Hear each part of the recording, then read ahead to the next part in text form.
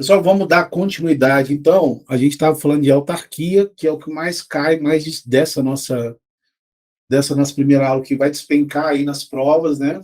Eu estou chamando a atenção. Eu quero que vocês entendam que na nossa mentoria a gente vai tratar muito dessas questões de como estudar, né? Então, aqui, ó, só para dar um alerta aqui nesse início de aula. Não se preocupe demais com teoria. Você não está aqui na faculdade para aprender, de fato, uma matéria. Você está aqui para matar questões. Você precisa matar 50% das questões objetivas da OAB, e é isso que a gente vai fazer. Eu vou te ensinar a matar a questão. E a gente mata a questão não é estudando teoria para saber da aula, não é isso. Você vai matar a questão sabendo a teoria, fazendo um colchãozinho ali e fazendo muitas questões, fazendo simulado para aí sim você aprender a matar questões. E esse é o nosso objetivo. Em sala de aula, eu sou professor da faculdade, aí eu quero lá que você aprenda. Aqui eu quero te ensinar a matar questões, tudo bem? Vamos em frente aqui, então. Então, a gente está falando de autarquias, né? Aí vocês vão gravar isso, atividade típica de Estado, né? Ela tem autonomia administrativa e financeira, o regime jurídico é público, né? O regime que vai dos bens, do patrimônio, dos servidores, é o regime público, não é o regime privado, não vai ser CLT, não, os bens públicos não podem sofrer uso capião, não podem ser vendidos, alienados, são impenhoráveis, enfim.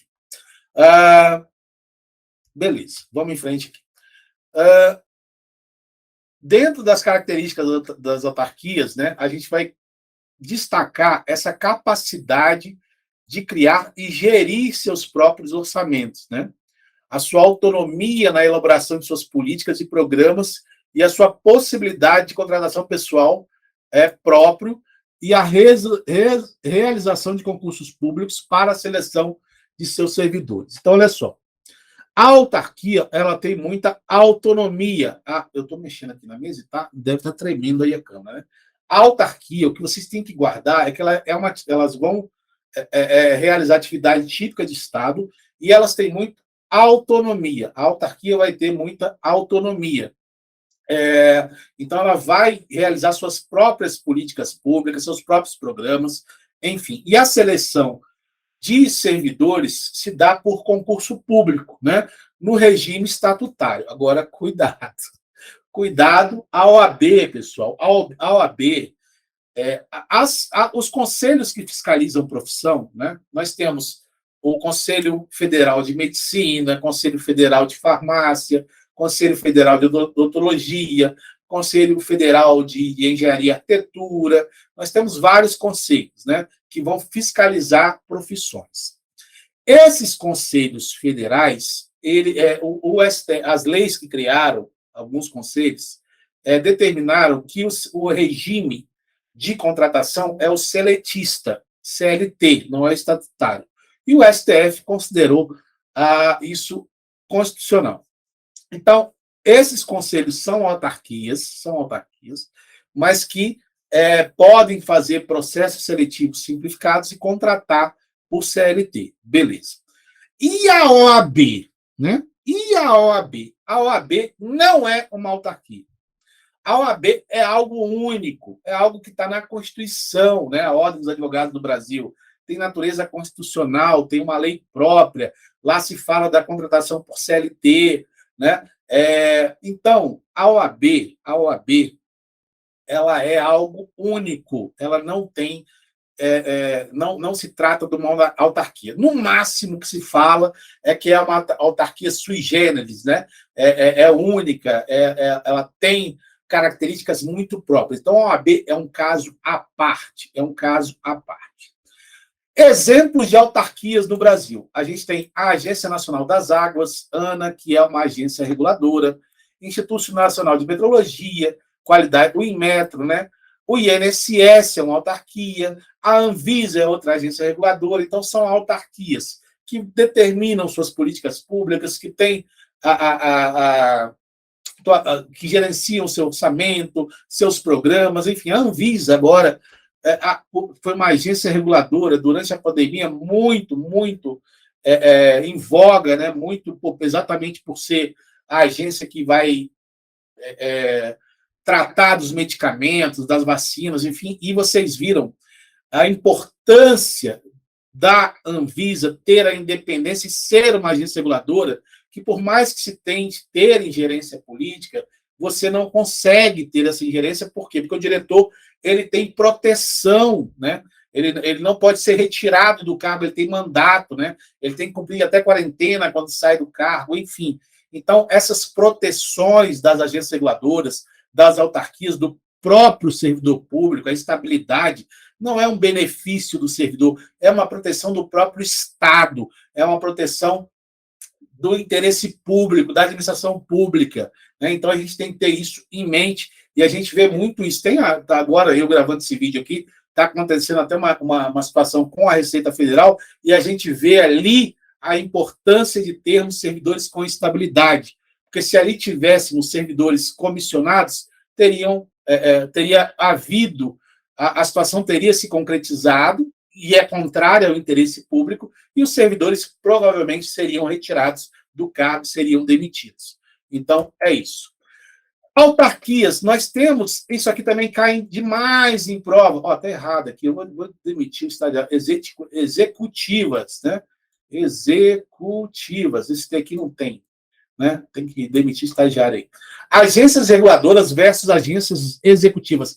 Não confunda agência reguladora com agência executiva. São coisas diferentes, né? São coisas diferentes.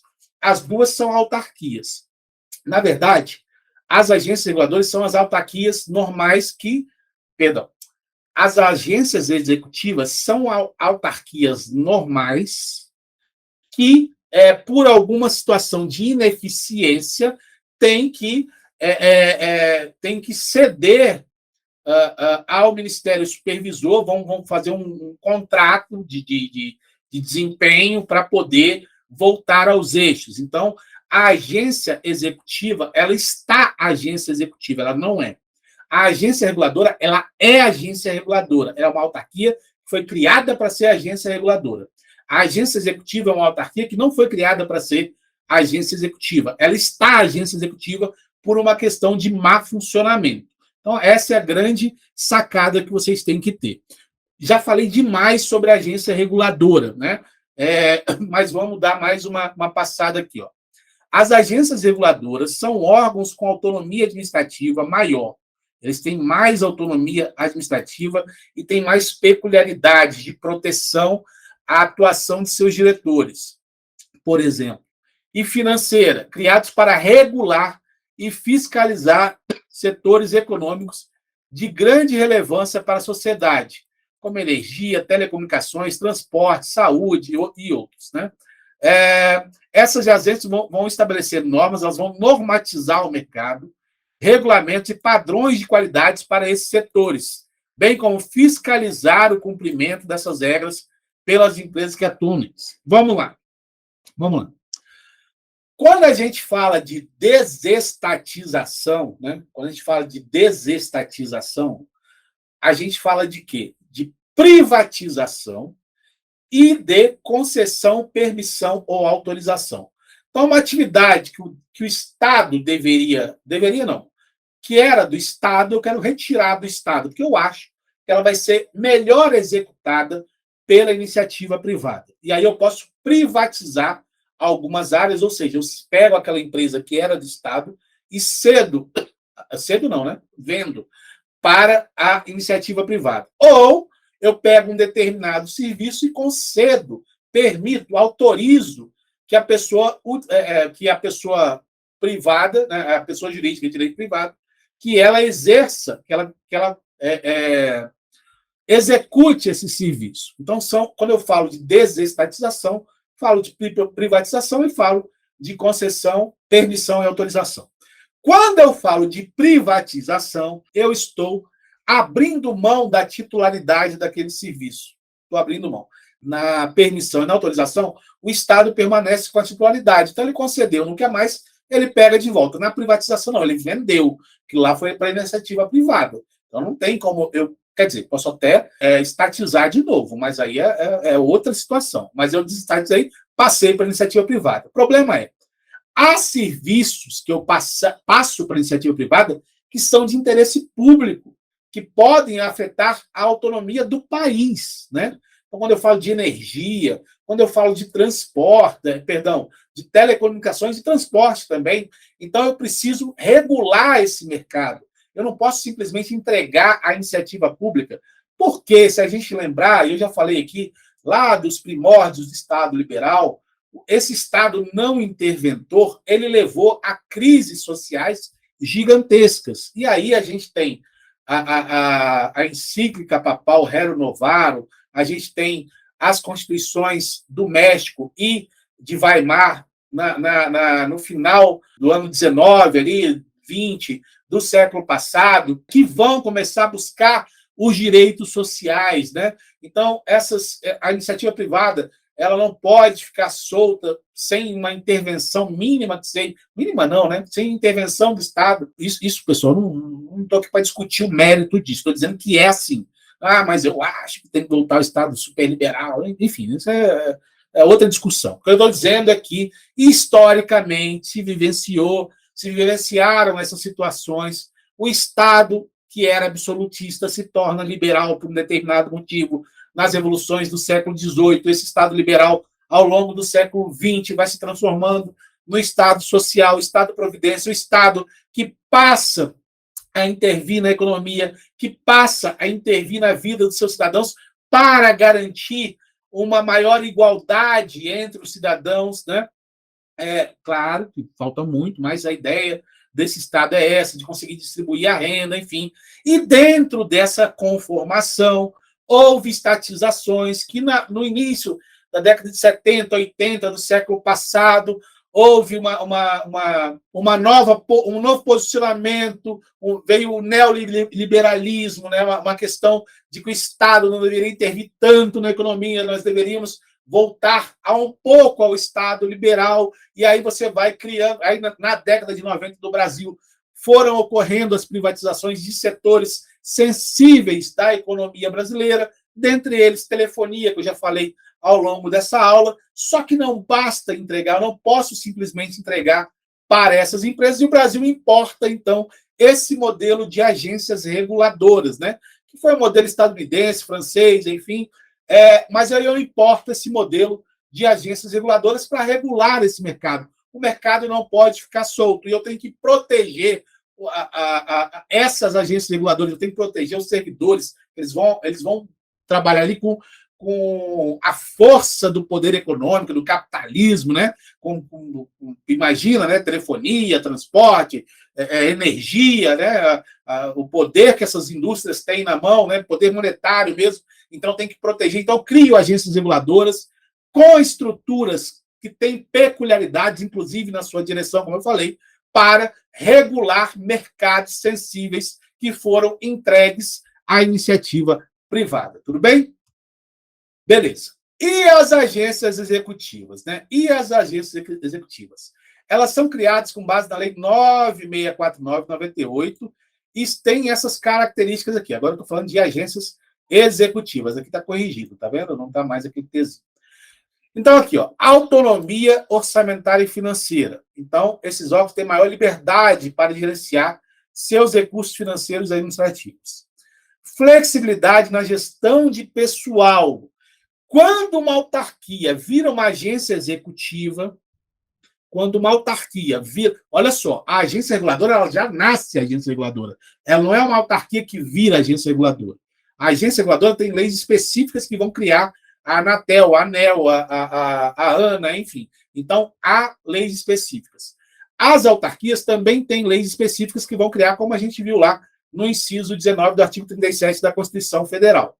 Mas as agências, essas autarquias, elas viram agências executivas, elas não nascem agências executivas. As agências reguladoras nascem agências reguladoras. Então, é isso que eu quero frisar. E por quê? Para ter, como elas estão indo mal das pernas, eu preciso ter uma flexibilidade. Aí eu tenho maior autonomia financeira. Ó, você quer melhorar? Você vai fazer um acordo comigo. Eu vou te dar aí o Estado, a administração pública direta, o ministério que vai supervisionar, né? Então, por exemplo, o Ministério de Minas e Energia vai supervisionar a ANEEL, né? A ANEEL, a agência, não, aí é a agência reguladora. Mas vai supervisionar algum tipo de autarquia ali que está me fugindo da cabeça. Agora me perdoe, estou gravando aqui, já é tarde, então as coisas vão fugir. Mas você tem um ministério que supervisiona uma determinada autarquia, não há vínculo hierárquico, mas há aquele vínculo que eu falei para vocês. A autarquia ela é da administração pública indireta, mas ela se vincula, ela tem que dar respostas ao ministério, por exemplo. Né? E aí ela está indo mal das pernas, ela faz um acordo, um contrato de gestão com o Ministério Supervisor, né, para voltar a funcionar do jeito que deveria. E esse acordo ele vai dar maior autonomia orçamentária e financeira, flexibilidade da gestão de pessoal, podem contratar servidores por meio de processos seletivos simplificados, sem a necessidade de concurso público, né? Contrato de gestão. E aqui é que se cria a agência executiva. As agências executivas têm um contrato de gestão com o governo federal, estabelecendo metas, prazos e critérios de avaliação para o desempenho de suas atividades. Então, a agência executiva não deve ser confundida com a agência reguladora.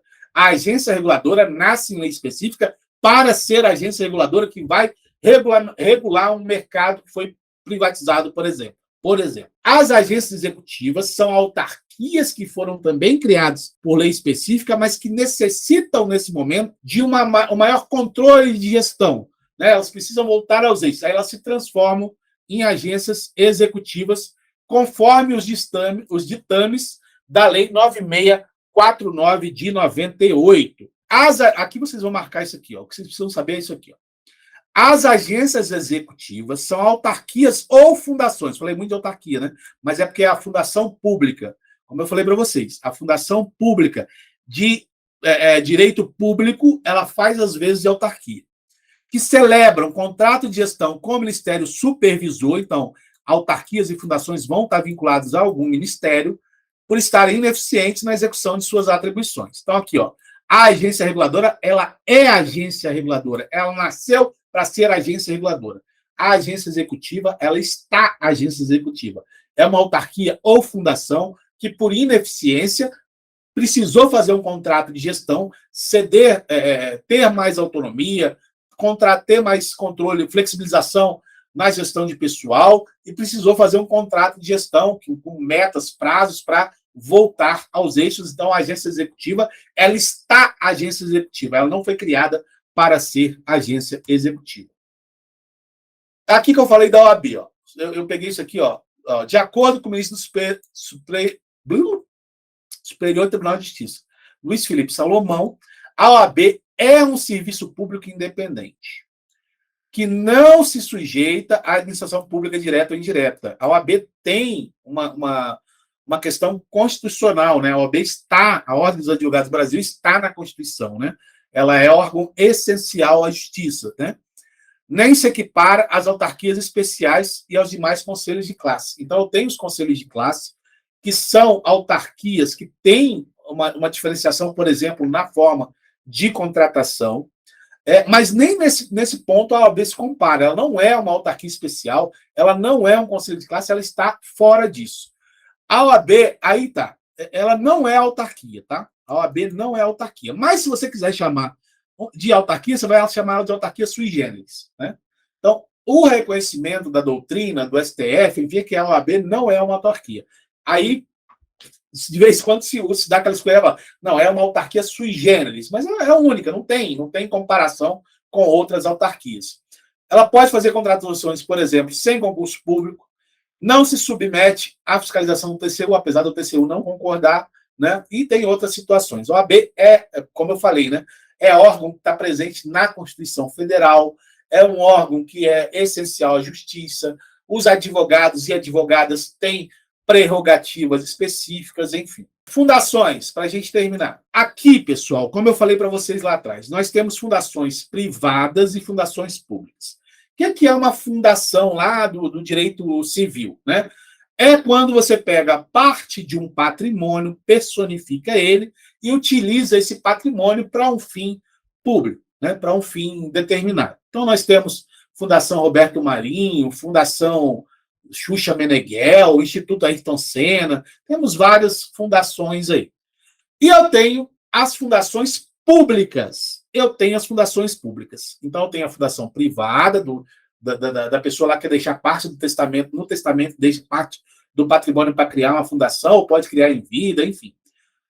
Essa é privada. E eu tenho a fundação pública, que o Estado vai criar uma fundação que vai destinar um patrimônio. Por exemplo, o Zoológico de Brasília. Aqui em Brasília tem um zoológico, e esse zoológico é uma fundação pública, né? Agora, essa fundação pública, aí que começa a complicar. Ela pode ter personalidade jurídica de direito público ou privado. Ter personalidade jurídica de direito público é ter as vantagens, né? As peculiaridades do regime jurídico público, né? Servidores contratados no regime estatutário, vantagens processuais, enfim. A pessoa jurídica de direito privado, né, vai ter que contratar por CLT, enfim. E eu tenho a fundação pública, que pode ter personalidade jurídica de direito público e pode ter personalidade jurídica de direito privado. E aí, pessoal, que vem o problema. Se eu tenho a fundação pública com personalidade jurídica de direito público, elas faz às vezes de autarquia. Então, ela é criada por lei. Se eu tenho a fundação pública com personalidade jurídica de direito privado, ela vai ser autorizada por lei. Ela vai ser autorizada por lei. Essa é a pegadinha que vocês têm que... E aí, na questão, tem que tomar cuidado. O CESP gosta de fazer umas... Vocês não vão fazer CESP, vocês vão fazer FGV, né? Mas tem que tomar cuidado aí quem for fazer concurso público depois. As fundações públicas, então, podem ser instituídas pela União, Estado, Distrito Federal e pelos municípios, como eu falei para vocês. E aí, as fundações públicas vão ser dois tipos. Fundações públicas de direito público, tratadas para todos os fins como autarquias. Então, toda vez que você ouvir fundação pública de direito público, você pensa que ela é uma autarquia. Pronto. Que é chamada de fundação autárquica ou autarquia fundacional. Então, faz, às vezes, autarquia. É criada por lei, tem todas as benefícios aí da autarquia. E eu tenho as fundações públicas de direito privado, que tem regime misto, regras públicas e privadas, né? Então, vai contratar para o CLT, mas tem algumas prerrogativas do regime jurídico público. Aqui você vai guardar, isso é uma norma que está lá no Código Civil, que eu não vou lembrar o artigo agora, mas isso aqui despenca em prova. As fundações estatais, né, não estão sujeitas à fiscalização do Ministério Público. As fundações privadas se sujeitam à fiscalização do Ministério Público. As fundações estatais, as fundações públicas, não se sujeitam à fiscalização do Ministério Público. Estou olhando o tempo aqui, mas eu acho que vai dar. Eu falei que a gente ia terminar em fundações, mas eu esqueci das estatais, né? Nós temos as estatais, e é só para terminar mesmo, acho que vai dar um tempo. Vamos lá. Estatais, o que são as estatais? São as empresas públicas e sociedade de economia mista. São as empresas públicas e sociedade de economia mista. O que eu quero que vocês saibam de cara, porque vai cair na sua prova do OAB. A nova lei de licitações não se aplica às estatais. A nova lei de licitações, a Lei 14.133 de 2021, que entrou em vigência agora, né, ela não se aplica às estatais. Não se aplica. Professor, por que você está dizendo isso? Está lá no artigo 1º, parágrafo 1º da Lei 14.133. Não são abrangidas por esta lei as empresas públicas, a sociedade de economia mista e as suas subsidiárias, né? A gente não falou, não vai falar aqui das subsidiárias, eu vou falar de subsidiárias. Tem umas questões aí do STF, eu acho que a tua prova da OAB não vai cobrar, porque é um caminho meio tenebroso. Mas a gente vai falar disso em questões, tá? Fique tranquilo, tranquila. Então, essas empresas públicas, sociedade de economia mista, elas têm a lei das estatais, a Lei 13.303 de 2016. Então, a nova lei de licitações não se aplica a ela, salvo o artigo 178, são as questões do Código Penal, são as questões de crime, que daí os servidores, as estatais, elas continuam, para a questão de crime, elas continuam sendo abordadas, estão sob a égide do Código Penal. Mas, para licitações, a nova lei de licitações, ela retira as estatais da lei, tá bom? Empresa pública, sociedade de economia mista. Elas podem ser de dois tipos, né? Elas podem ser de prestação de serviço, caso dos Correios, por exemplo, né? Então, aqui, ó, elas podem prestar serviços ou intervir ou desempenhar atividades econômicas. Intervir na economia. Por que eu falo intervir na economia? Porque o banco, né? O Banco do Brasil, a Caixa Econômica Federal, né? Uma é empresa pública, a outra sociedade e outro é sociedade de economia mista.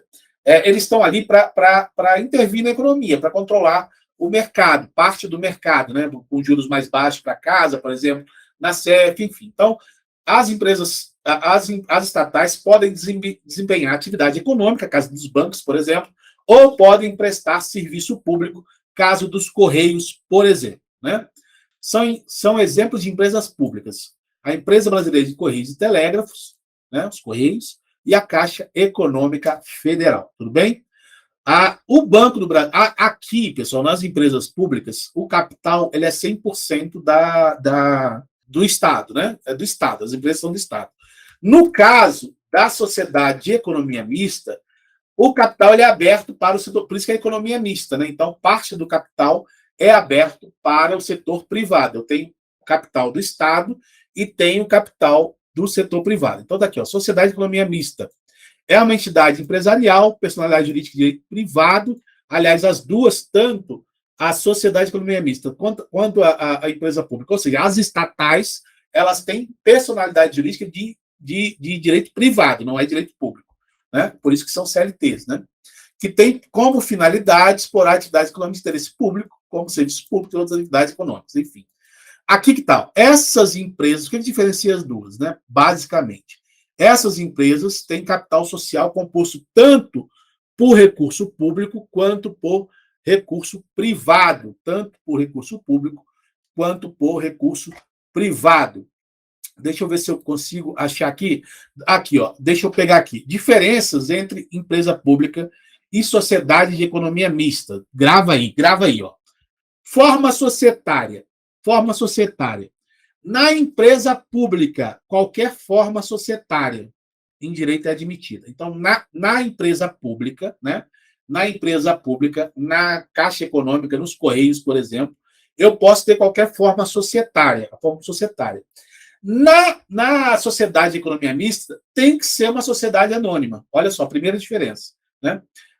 Aliás, eu já falei a outra do capital, mas a primeira diferença aqui é na sociedade de economia mista, a sociedade tem que ser anônima. Na empresa pública, qualquer forma societária em direito é admitida. Quanto ao capital, na empresa pública, o capital é 100% público, é 100% do Estado. Na sociedade de economia mista, o capital é misto. A maior parte do capital deve ser público, mas ele é misto. Cuidado que a Petrobras já não é bem assim, tem uma celeuma ali. Mas, enfim. Foro competente. Aqui, pessoal, pegadinha gigantesca. Foro competente. Olha só, se você lembra que Caixa Econômica Federal e Banco do Brasil fazem parte da administração pública indireta e eles têm personalidade jurídica, direito privado. Então, se você tem uma ação contra a Caixa Econômica Federal, que é empresa pública, você vai entrar na Justiça Federal. Olha só. Contra a Caixa Econômica Federal. Você tem lá um problema no banco, ficou muito tempo na fila, nos dois bancos. Aí foi no mesmo dia, os dois bancos você teve um problema lá, ficou muito tempo na fila, e aí você quer entrar com uma ação de danos morais ou contra eles lá. Na Caixa Econômica Federal, você vai entrar na Justiça Federal, porque é empresa pública. Na Sociedade de Economia Mista, no Banco do Brasil, que é Sociedade de Economia Mista, você vai entrar na esfera estadual. Estadual. É isso, pessoal. Está na Constituição lá, na parte das competências da Justiça Federal, que só a empresa pública é que é competência da Justiça Federal. A Sociedade de Economia Mista, o foro competente é o estadual, não é o federal, tá bom? Vamos seguir em frente, então, que eu já falei as diferenças. É isso, pessoal. Ó, deu certinho o tempo. Segue a gente aí, ó, se você não segue ainda. OAB Extraordinária no Instagram. Deu algum problema? Quer falar de alguma aula, pessoal? Qualquer aula, pode mandar aqui suporte@profrodrigosilva.com, que eu vou te atender. E também nós temos o nosso YouTube. Se você não faz parte do nosso Telegram ainda, aliás, você que adquiriu o nosso curso, você tem um Telegram específico da turma, onde eu faço a mentoria. Mas você que está vendo esse vídeo aqui no YouTube, né? Por exemplo, você pode fazer parte de um grupo muito especial, com muito conteúdo e gratuito, lá no Telegram. Vai no site nosso, www.estudioextraordinario.com/OAB Extraordinária. Lá tem um link para você fazer parte do nosso grupo gratuito do Telegram, que tem muito conteúdo feito com muito carinho e muito especial para vocês, tá bom? Vamos que vamos, um abraço, até a próxima aula.